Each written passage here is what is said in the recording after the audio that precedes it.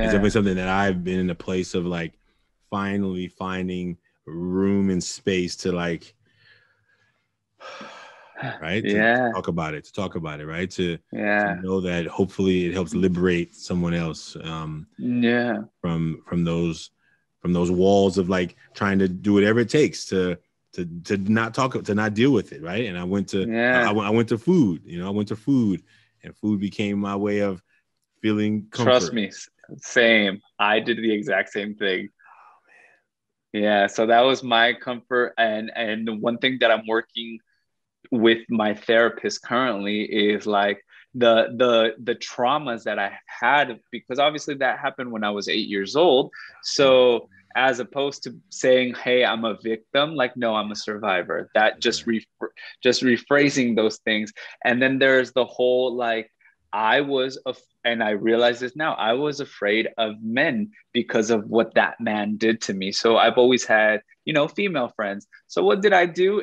In my own therapeutic way, I joined a fraternity where I was most uncomfortable. And like I've always said, through uncomfortable, like when you're uncomfortable, you grow. And we've heard that all the time. Right. So even though that wasn't the most like healthiest thing to do, it helped me in some weird way.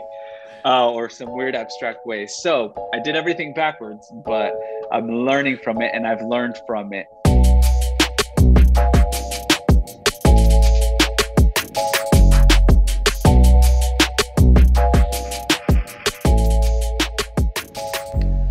Welcome to the Taking Off the Mask podcast. My name is Ashanti Branch, and I'm really glad you joined us. Today you've joined me on location. As you know, my background is usually green, but this is real green. These are real trees, and this is real, somewhat outdoors. We are here for the Social Emotional Leadership Academy, our camping trip. And the young men, they're over there finishing lunch, and they just started a fire. We just came back from doing a cold plunge in the ocean at Baker Beach. And what we are excited about today, and I get to introduce this show because I didn't do the intro at the office, so I'm doing it on location. And so today's guest is José Quintero. He's a radio host at CALI 93.9 in Los Angeles. He's a podcast host, Salud podcast, where they're really doing a lot of work around engaging the Latino community.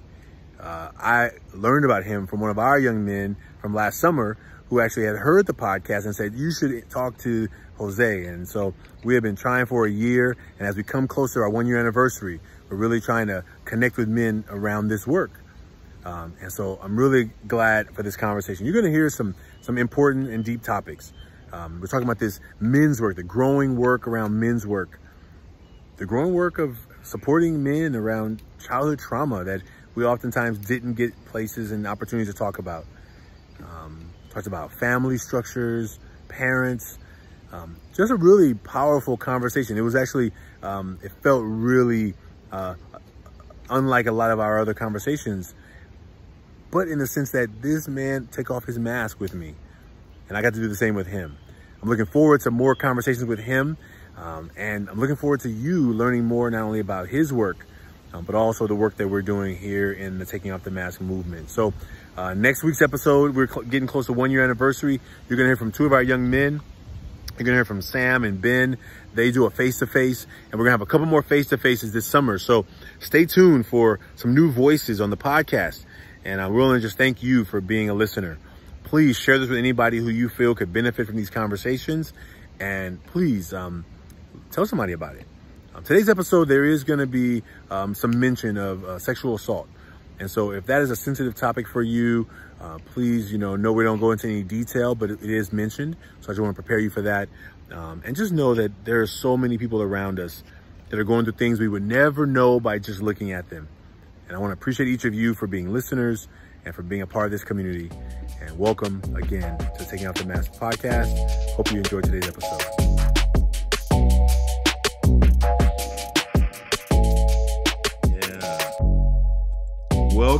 Welcome to the Taking Off the Mask podcast. My name is Ashanti Branch, and I am so glad to welcome Jose to the show. Jose, thank you for being here. No, thank you so much for inviting me. It's such a pleasure. When you reached out, I was like, yeah, I'll do it. Well, I want to make sure that I'm going to say, because I should ask you before the show, but I'm going to ask you, your last name is Quintero, no? Is that how you say it? Yes, Okay, yes, perfecto. Quintero. Quintero. Ay, Okay, good. gracias. All right. I just want to make sure I said it right. Jose Quintero. Listen, what we like to do is to have the guests to introduce themselves. So how about you just tell folks who you are, what you're up Uh, to, and like just tell them about yourself, and then we'll jump yeah. in. Yeah. Yeah, no, no, no. Thank you so much. My name is Jose Quintero. I am a SoCal born and raised.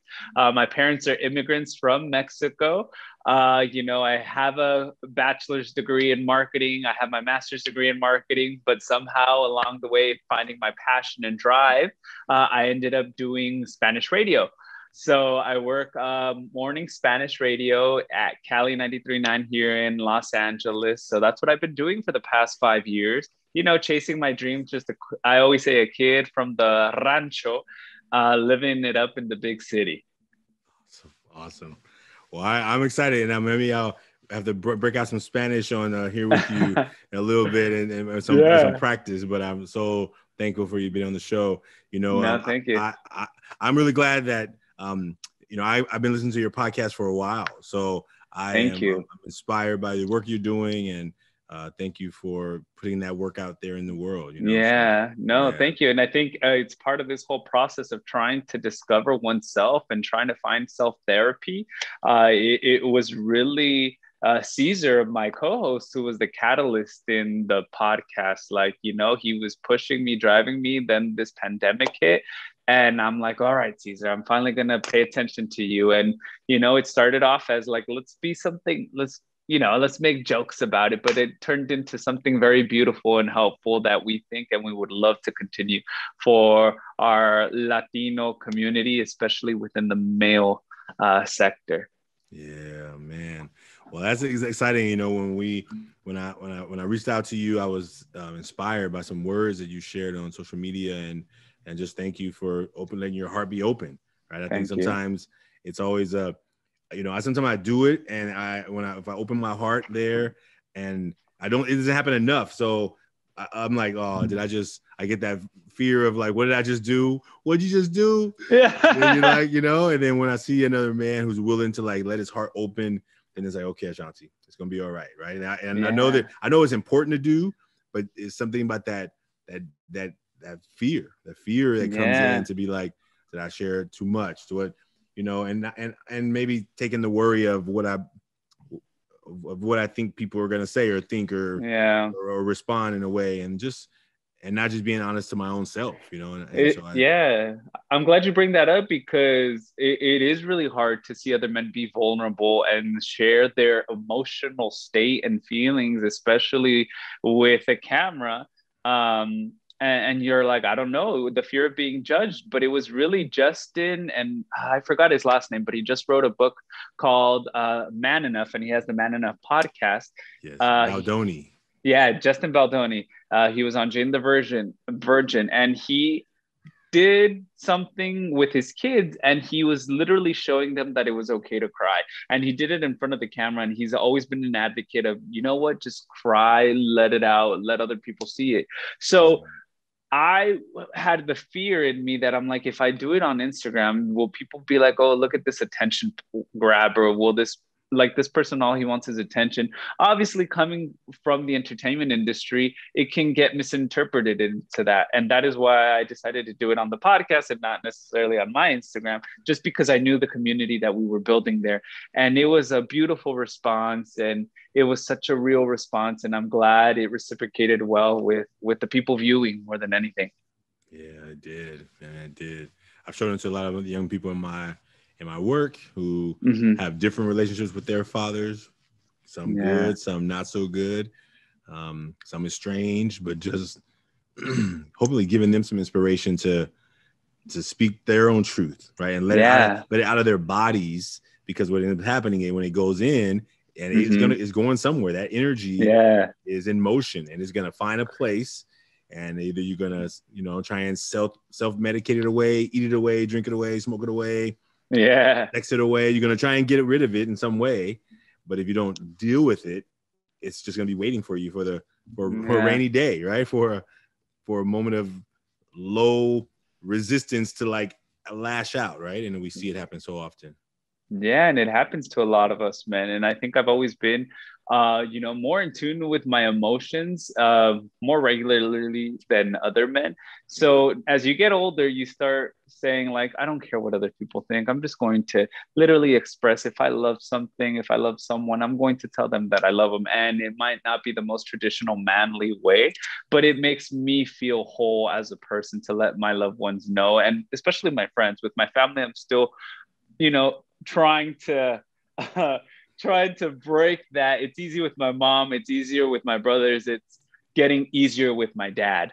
So I was like, you know what, I don't care.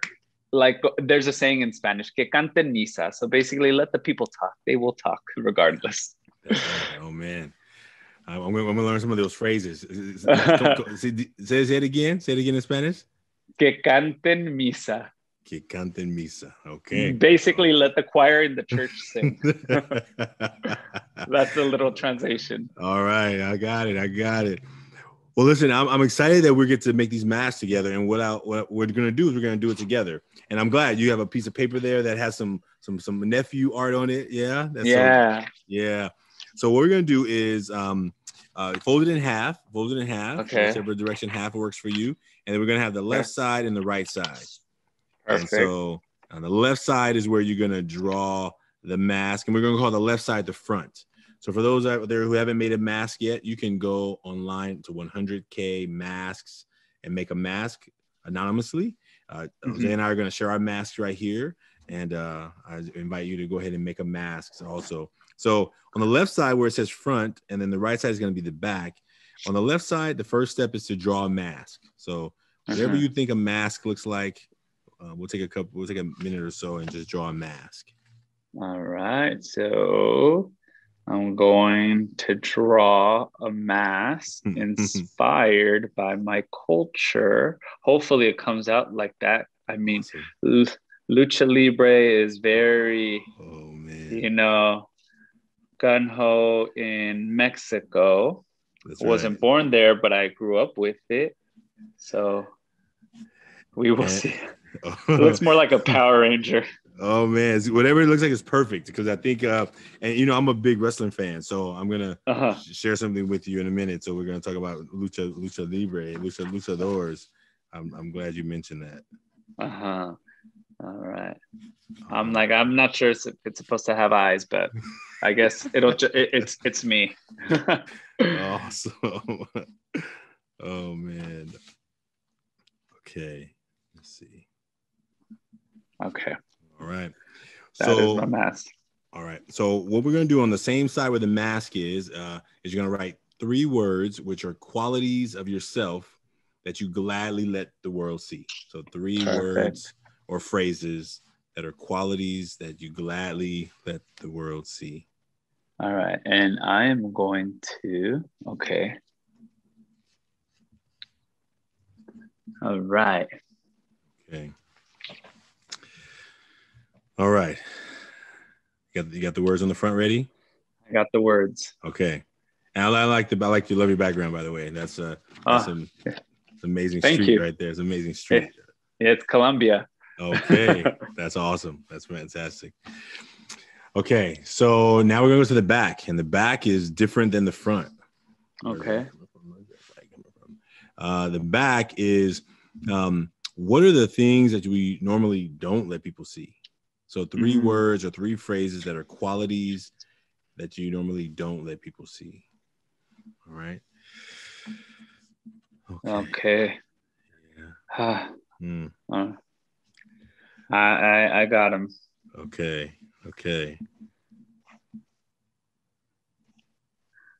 I mean, 2. I wrote 4, but okay, fair. 4 is great. 4 works. Where we got? I was like, 2 are good, 2 are bad. Oh man. Well, I've made lots lots of masks over the years. Yeah. And I always have to, I try and make them fresh every time, every show, so I can just get really present about which ones are really hot and present right now. So thank you for being a part of this. You got them all down? Yeah, I think I'm good. All right. All right. Well, here's how we do it. You decide as a guest who you want to go first. So either you want me to go first or you want to go first. And whatever you decide is perfectly. I'm going to be a risk taker and say I'll go first. Okay. All right. So we'll do like, we'll go front and then front and then back and then back. So you go front and then you'll share whatever you want to share and then I'll share and then we'll go back and forth. Yeah. Awesome. All right. So I will show you the front. Not sure if you could be able to see it, but there's a luchador. Yeah. Obviously, I made a mask out of a luchador just because I felt like if we're talking about masks, a mask that's very emblematic to my culture, to Mexico, and it's still emblematic is La Lucha Libre. We all grew up with it. We all grew up hearing Blue Demon. And not necessarily because maybe we've seen him like live or on TV, but because our parents, probably saw a couple movies. So that was our introduction to Lucha Libre. And then our segue being bicultural, living here in the United States, WWE. So I did draw 2 flags on it, one a US flag and one a Mexican flag to the best of my ability. Right on. But that's the mask that I have. And then not sure if you want to share your mask or you want me to continue with the words. Yeah, sure. Yeah, share the words. And then when you share it, you can actually put it over your body and then it will show up. Yeah, there it goes. Now you can see it. Now you can see it. Yeah. Perfect. Awesome. So the first word I chose is confidence. It's something that I lacked as a child, but that I will proudly showcase because I am confident in my work. I am confident in the ability of what I do in my job. And I am confident when I talk to people about things that I am passionate about and about my opinion. Sometimes it doesn't get across, but I confidently say it. I've always been told, and I am a true believer of optimism. I am the glass half full, not empty. Even though like there's ups and downs in life, I feel like I am a true optimist. There's always, a light at the end of the tunnel, and I'm always trying to look for it. There's stressful moments, but I am a true believer. If you just keep pushing and you keep going, that light is going to get brighter and brighter, and that tunnel is just going to get smaller and smaller and smaller. And then I'm a talker by nature, so I would say communication. That is why I work in radio, and that's kind of ties into the confidence aspect. But I love communicating. I love talking. You put me in a room, I will talk, if the conversation is good. So yeah, I think those are qualities that I have and that I openly share with the world, and people will definitely say like, oh, yep, not that guy because he's a talker. All right, man. Thank you, Jose, for that one. Yeah. All right, here we go. And I was thinking of some kind of luchador, but it doesn't look like it in this picture. But here is the picture.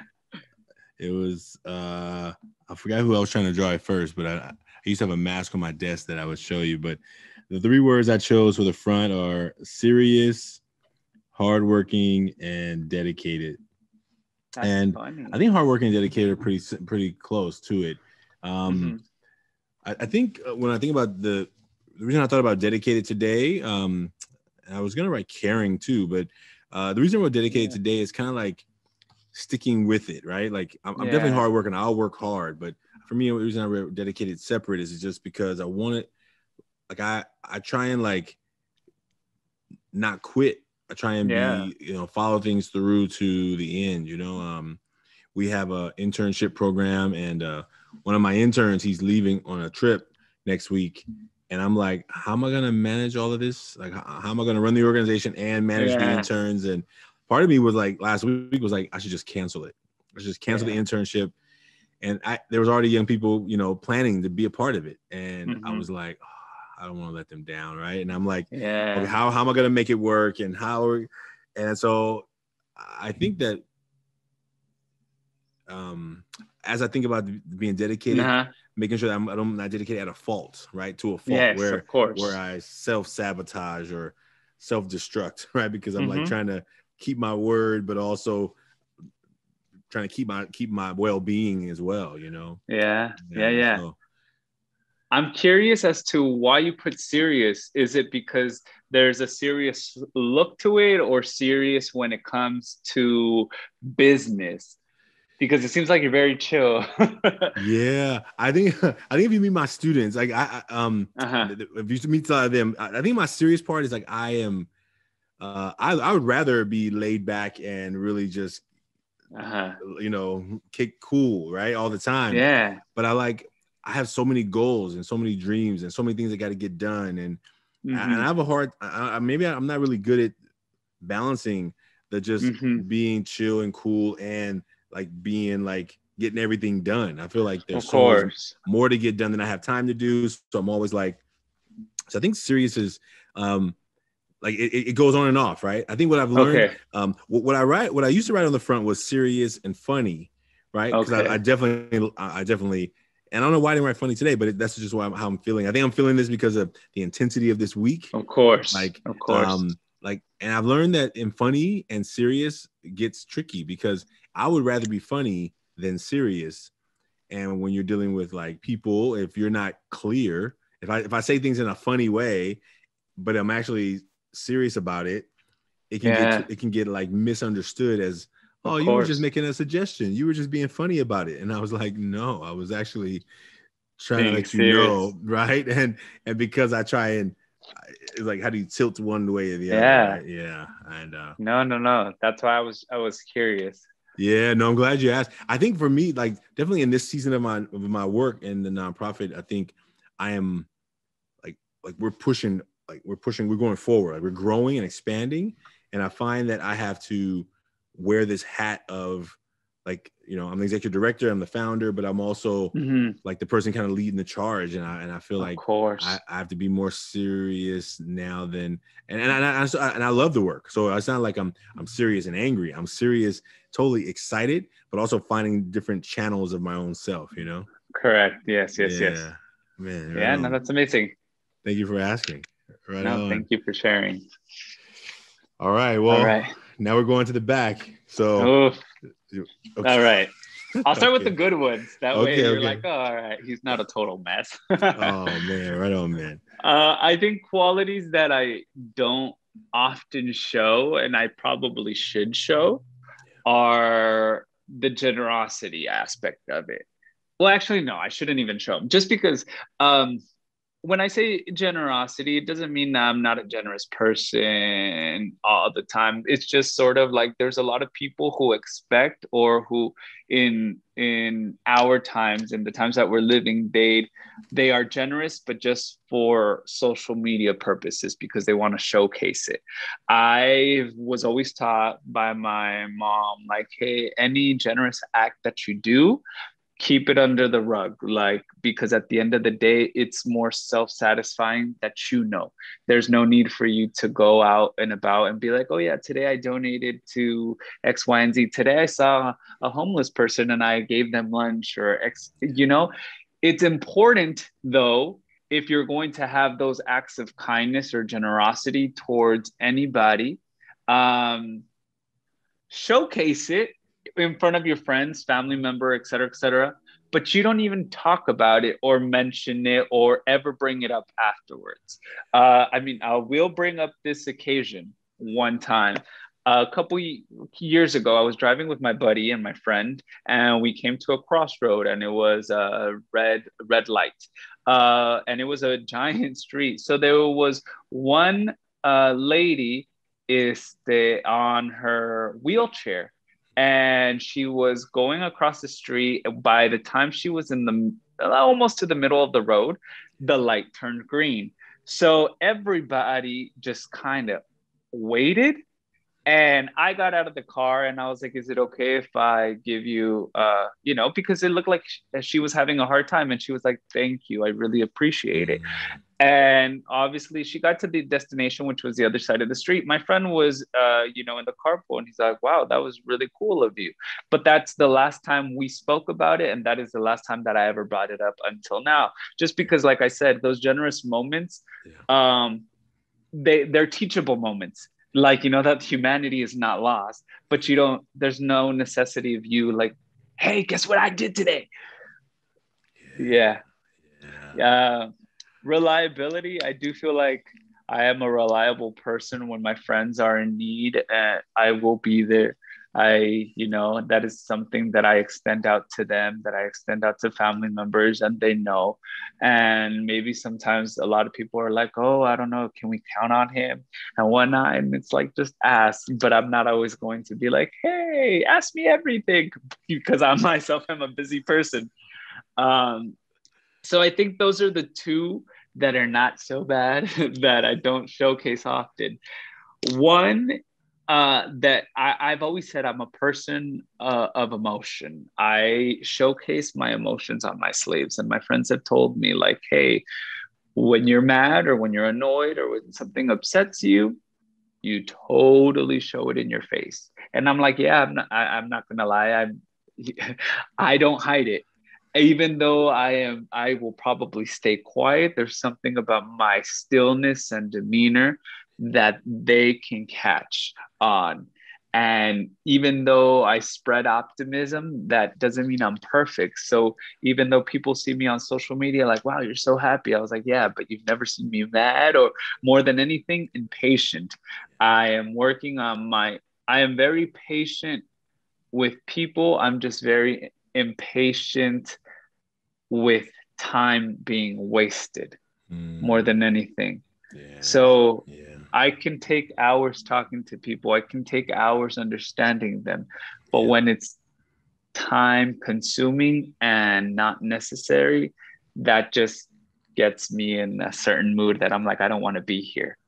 And then the last one, even though I did say confidence, I do tend to be shy, but not shy when it comes to public speaking, not shy when it comes to talking to other people. My shyness really lies in my relationship aspect, you know, trying to build a relationship with another woman, or trying to make that initial conversation. And I think it happens to a lot of young men, and it still happens to older men like myself, that I tend to shy when it comes to talking to a girl that I like. But if it was a woman that doesn't interest me and I'm just like trying to have a good time and have, you know, and I think nothing of it, totally different.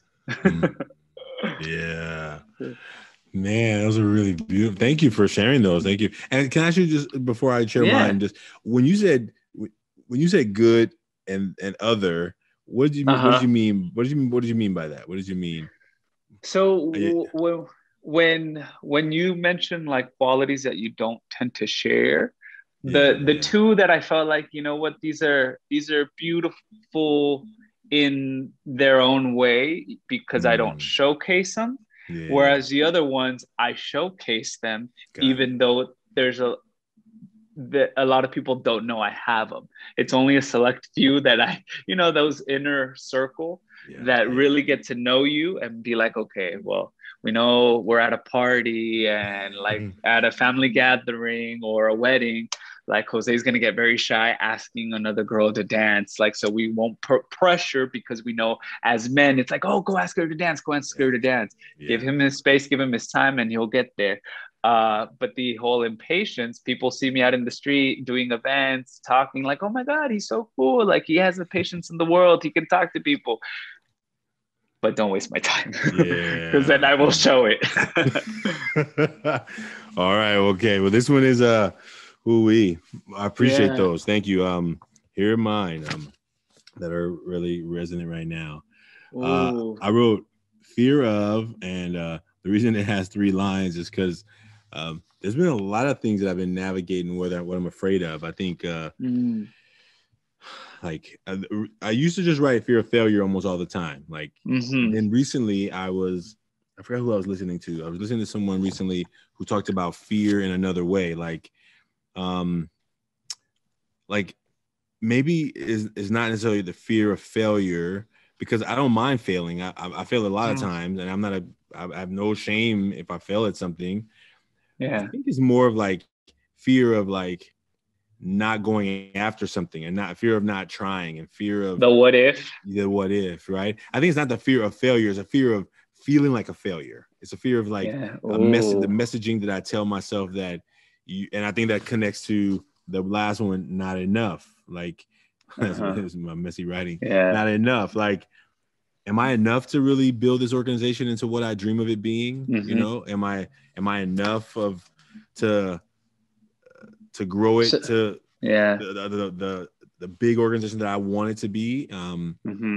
But enough to whose standards? Your standards or society's standards? My own. Oh, I think it's mine, but I think my standards are connected kind of intertwined with like in this nonprofit kind of complex of nonprofit work. If you don't attract enough funding, then you can't keep doing the work. So of course, you may, no one else may tell you that you're a failure, but if the organization can't thrive and survive, then you're failing as an organization. You know, if you can't make it to those websites that tell you, oh, you're a good nonprofit, right? You know, you get the little badge that says, oh, I forgot the name of the websites, but they're like, oh, your organization gets a gold star, or or you get no stars, right? Like, but I think just feeling like, do I have, like, I know I'm willing to work hard. There's never that doubt, but do I have enough talent in that? And I think I've always thought about like, what would it be like to hire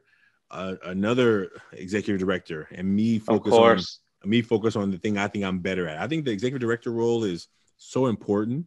I don't know that sometimes I have all the skills that would be essential for that role. Like I created this thing, I'm the visionary, but doesn't mean I'm the one supposed to run it necessarily, you know. But until we have enough money to hire somebody, or until I can figure out like how to.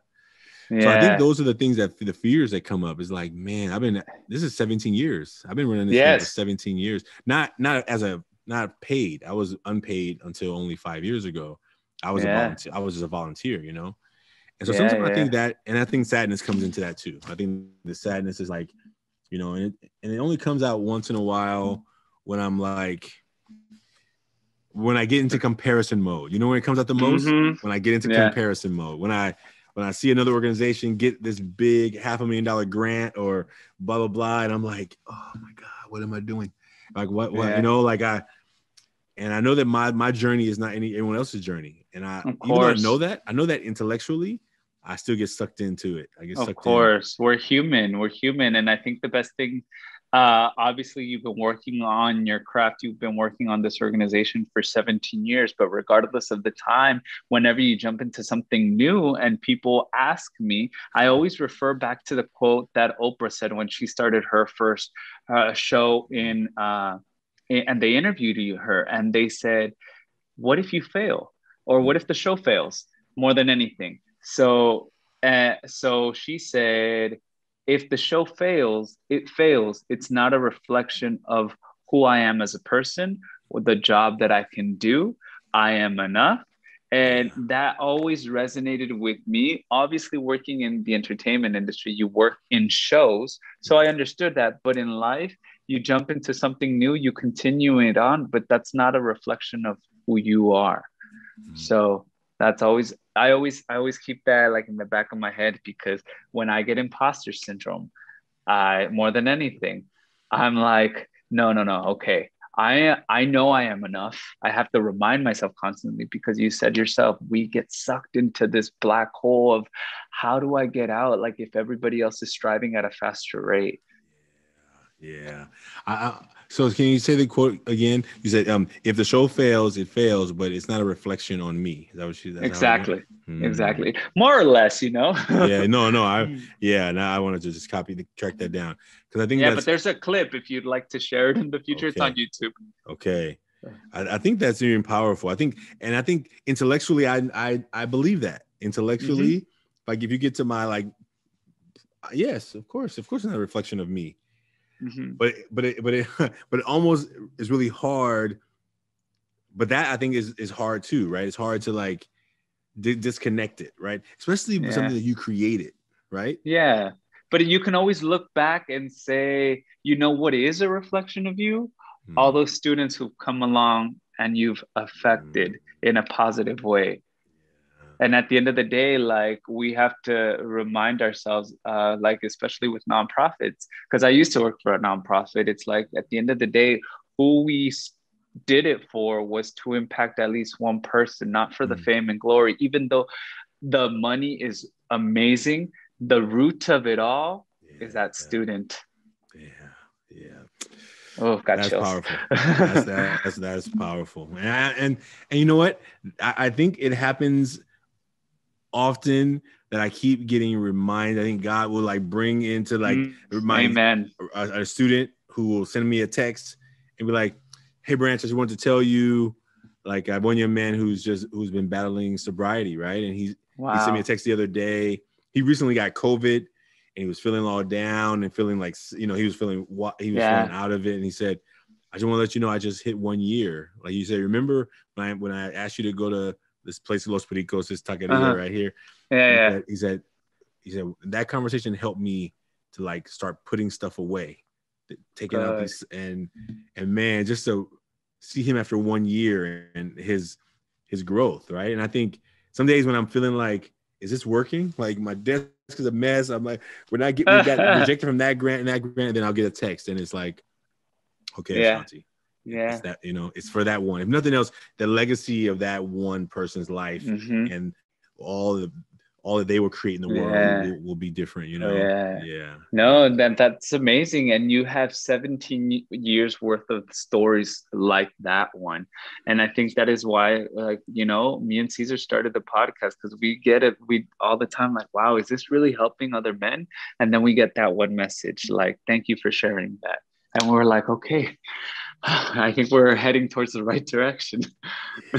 Oh man, oh man, it is, it is. Uh-huh. I think one of your guests once she helps people learn about stocks and stuff like that. I forgot her Oh, name, but yes. there was Yes. something she said, Linda Garcia. yeah, in your little snippet. I heard the snippet, and that's what made me go listen to the full. She, I think you were talking to her about like when a client is like doesn't want to pay or whatever, and something she said. I remember. I don't paraphrase it wrong, but you should go hear that episode. But she was saying, "Yeah, I'm just like," and I'm like, "Oh, I need to hear the rest of this. I need to hear the rest of it. I had to go Yes. listen Now, because I know yes. that sometimes in this work when you're out trying to like help people, and then people are like." Well, I don't really want to. We can't really pay that much. Of course you can. You charge kids $50,000 to go to your middle school. How do you have? Exactly. How don't you have this much to bring in some Yeah. important? And then you just like, and then I end up, feeling the Yes. pressure. And Self-sabotage more than yeah, anything. She yeah, definitely brought up like pay people what they're worth. And if you can't meet them at that level, that means you don't see my worth. yeah, And more along the lines, that's what she said. So yeah. that really resonated with us. She's amazing. She's amazing. So if you have a Oh, chance to listen to the episode with Linda Garcia, and she also has her own, teaching financial literacy to minorities, especially the Latino community. It's like in Lose We Trust. mm. Speaking about that, like when you decided to do not only just to do the podcast, but Mm-hmm. where were the messages that you got growing up? What messages were out there for you? Like, how did you get inspired to? And this is, I guess, I don't usually ask questions on this podcast, but that's a question I'm curious about in terms of Yeah, your journey. How, what inspired you? Who mentored you? Because you're helping a lot of people that you may never meet, right? Like you, yeah, but the ones yeah. who will reach out and say thank you or put a comment in the. On, You know what? I think a lot of it boils down to the women in my life. And I think it's true. Like, you want to raise better men, always look at the amazing woman behind that man. Like, for me, it was my mom. And obviously, she came from a very poor family with a lot of brothers and sisters. Then during the relationship with my father, like, he's a great father. I love him. Is he a better husband now? Yes. Was he the best husband? No, because of his faults, with cheating and all this other stuff. So in that, we saw my mom's strength. We saw how much she fought for her children. And aside from my mom, my aunts, and then the women who have given me the opportunity to continue to fly and grow and believe in me. And not saying that men don't give those opportunities, because they should. But women were so much more willing to lend a helping hand. And I think as men, we have to reciprocate that information, like that same feeling and gratitude, because more or less it's a woman giving you the opportunity. Men are very possessive, and men tend to lift women, but sometimes they lift them with the wrong eyes, if that makes sense. They see them for their physical, like, what can I get out of them, as opposed to what can I give them. Yeah. Yeah. So it's a little bit of all that. And, having Caesar, my fraternity brother, reach out. Like, me and him weren't the closest of fraternity brothers, just because he was older, and having him want to open up and talk about these conversations, uncomfortable conversations, more than anything within our community, and break these glass ceilings, and how vulnerable can we be in order to create some sort of therapy within us. So, I mean, these topics just started in like, hey, let's talk about this within the Latino community. Like, this is awkward. This made me feel weird. And then little by little, it got to, let's share and elevate other people's stories.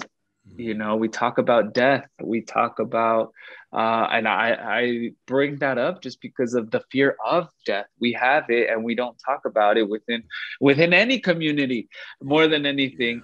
And then, do we talk to our parents about it? Like, hey, how would you like to be celebrated? Or what if it were to happen to me first? Like, I have that conversation with my parents, and it was uncomfortable, but we can always go back to that podcast if it were to happen to them, or if it were to happen to me, because more than anything, this is my memoir. This is my legacy. This is what I want my future kids to listen to and be like, hey, that's what your dad was thinking about. And hopefully I'm still thinking the same, if not have evolved to a better version. Yeah. Oh man. I think when you talked about that, there's a young man who reached out to you to set this day up, Kevin. Incredible young man, and I would definitely want to connect him with you all. And I think I've already shared the episodes that I get super fired up. I share them with him and a couple other young men in our work. But I think he wants to be in this work. He wants to be good in this kind of like communications work and helping people. And so I think he would. I'm so glad he had, when he first started setting up this date with you and me, I hadn't sent him a show, and I sent him a show, and he was hoping he could be here. I was gonna try and I was on a triangle here. Yeah. But he wants to reach out, and I want to appreciate you, man. I think I think sometimes that work. I'm glad that you're already busy, right? I think maybe when Carlos reached out to you, like, man, I got so many things awesome going on, and how do you fit another thing in? But I thank you for doing that, and I think that, and I think especially, how do I say, when people reach out to me to do work like this, it's like, how do you say no? Like, you can't. You have to make time to advocate for these conversations, advocate for future men to start thinking differently, to become better men, become better fathers. Like, I know like my friends always say, like, you are an outlier, because life has hit you in its own different ways, and somehow you've come out pushing and pushing and pushing, and I mean, it dwindled. For me, it's my faith. For me, it's my relationship with God, my relationship with my brothers, how I view the world, because I decided to do that on my own. And the people who I've had in in my life. And ultimately, yes, the root of it all is my relationship with God. If that was probably taken out of the equation, I'd probably I'm still damaged. I'm going to therapy finally, but I'd be even more damaged. Yeah. Thank you. Thanks for talking about it. Because I think a lot of young people who I know in my community, and as you know in your in the community that you are serving, this idea that sometimes the help that people don't even know. They don't know what they don't know sometimes, right? And sometimes it's a message they got from someone else who doesn't even know. So they listen to the message of the person down the street, and then they're like, and then the support never gets, the things never get improved because they're listening to somebody else saying, well, they had a bad experience, so therefore it must be bad for everybody. And I think we have to begin breaking those messages down. Yeah. And it's funny how therapy comes into the conversation, because I've had a conversation about therapy, obviously, for years from my female friends who said like, oh, you should go to therapy. You should go to therapy. But innately, I don't know why sometimes we tend to neglect those types of comments or conversations with our female friends. But when it's another man telling you like, hey, you should probably seek therapy, because it took my male friends who in their own time were seeking therapy. I was like, you know what, why not do it? My best friends are doing it, they enjoy it, they've changed. I'm going to give myself that opportunity as well to continue to grow and destigmatize it more than anything. Oh man. And I think that, and I'm new to it too. I'm in the early. I have one of them apps. I'm trying to figure out. Still trying to learn how to use it, but those are the ones that I'm like. Now things are opening back up. I prefer the in person, I think, than the app. But I'm excited that the world is opening back up. So these things can. And we know a lot of young people. I know a lot of young people in our work who have been under a lot of pressure and stress. Of course, this last year. So. Man, it feels good. It feels. Is there anything? Let me ask you this, because maybe a question, but you just based on the work you've done in the podcast and in the work in the radio show, what do you, based on you making your mask today, if you were a teenager, when you were a teenager, what would it have taken for somebody like? Would it have been the person who asked you to write this down? Would it have been like, we do a lot of work in schools, but what do you think like?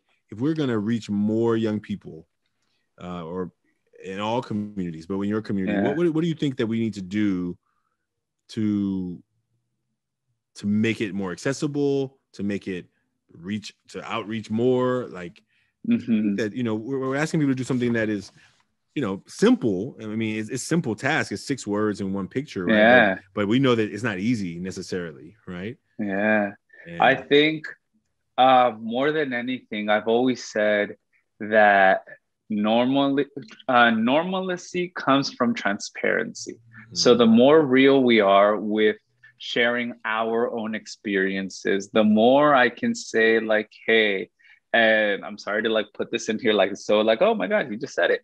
The more I say I was a victim of suicide, or I'm a survivor. No, I'm a survivor of suicide. Take that out. I'm a survivor of sexual assault. I don't know why it was so hard to say it this time. Like the more I say it and the more I speak about it, the more I normalize it, and the more men will be able to talk about these conversations. And I say it proudly with my head held up high, not because I'm ashamed to say it. No, because I am proud to say that even though that moment hurt me, it did not define me. It made me who I am, because it made me reflect on a lot of things. Am I glad it happened to me? As opposed to my brothers, because I was able to handle it. But the more I talk about it, the more I speak my truth, and the more real I am and authentic I am with myself and with others, the more people are going to be like, maybe I can start sharing something. And once you start sharing, especially as men, once you start sharing, whether it be a little piece of your life to somebody else, the healing process commences. And thank you for sharing that part of your story. That's also my truth and my story. And so I don't think I definitely didn't know that before today. So thank you for sharing that. And Yeah. it's definitely something that I've been in a place of like finally finding room and space to like,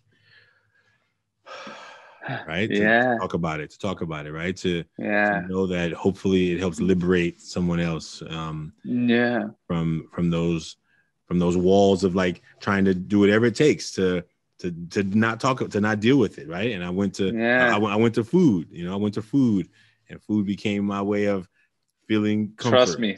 Same. I did the exact same thing. Yeah. So that was my comfort. And one thing that I'm working with my therapist currently is like the traumas that I had, because obviously that happened when I was 8 years old. So as opposed to saying, hey, I'm a victim, like, no, I'm a survivor. That just just rephrasing those things. And then there's the whole like, and I realize this now, I was afraid of men because of what that man did to me. So I've always had, female friends. So what did I do? In my own therapeutic way, I joined a fraternity where I was most uncomfortable. And like I've always said, through uncomfortable, like when you're uncomfortable, you grow. And we've heard that all the time. Right. So even though that wasn't the most like healthiest thing to do, it helped me in some weird way. Or some weird abstract way. So I did everything backwards, but I'm learning from it, and I've learned from it. So yeah, that is my truth. Well, I think as we're finishing this up, we find we have more in common than I thought than we even knew at the beginning, right? I think oftentimes what we find in this work is that oftentimes what our eyes judge is often misled, right? Yeah, of course. Because on the outside, well, we're both male. We have careers. Those are the outside things. But sometimes you would never know how much you have in common with people if you don't go beyond the mask. Yeah. Beyond the surface, Yeah. And so, I think that's important, taking off that mask. Yeah. And I proudly take off my mask when I have real conversations with other men and who are willing more than anything. Man, Jose. We were talking about masks earlier and luchadores, and so I'm gonna show you one of my masks. So this is one of my masks. Oh yes. This is Tiburon. Okay. And, Tiburon is connected to Mil Máscaras, and Mil Máscaras was somewhere around here. I don't know where he's at right now, but this is one of his alter egos, right? So sometimes he comes out as Mil Máscaras, and sometimes he comes out as Tiburon, and this has been one of my favorite ones. So. That's beautiful. I'm going to be sending you one of these. Oh, yes. So that you have one. This is something I think, as we are now not wearing these so much anymore, I still have my collection. But I'm going to be, I want to appreciate you for mentioning the luchador. And I thought I was going to show you that before we close. Well, no, thank you so much for inviting me. And thank you for opening up your platform just to be real. And hopefully, like, if it helps one person, then it served its purpose. Man, that's for sure. Will you let folks know like how they can follow you, where the best places to find your podcast, and so that I will put it in the show notes, but I want you to tell everybody. Yeah. And I'm so appreciating you being here today. No, thank you. So if you want to follow me on my Instagram or all social media platforms, it's at José Quintero TV. And then for the podcast, it's at Salud Podcast. And yeah, that's where we're at. That's where we're, putting our podcast. The link is in the bio, but it's on Spotify, it's on Apple Podcasts, it's on Anchor, basically everywhere you listen to podcasts, we're there. Your radio voice is coming out right there. Your radio voice is coming out. I was like, don't make me start it in Spanish. Muy bien. Vamos a hablar en español la próxima vez. Tal vez la próxima La próxima vez, por supuesto que vamos a hablar en español. Muy bien, muy bien. Voy a presentar a Kevin para que pueda hablar contigo también. Me late, cacahuate. A mí conocer otros hombres y platicar sobre nuestras historias me encanta. Entonces, muchísimas gracias. Muchísimas gracias. Thank you so much, Jose. Thank you. And thank you for being a part of the Million Mask movement that we're creating. So I appreciate it. Thank you. Take care, man. You too.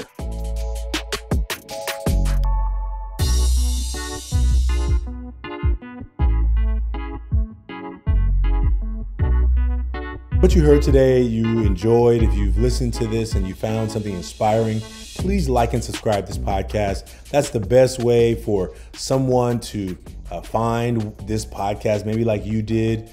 Please tell someone about it. If you know, listen to some of our previous episodes, and if one of them rings out to you, please share it with somebody you know.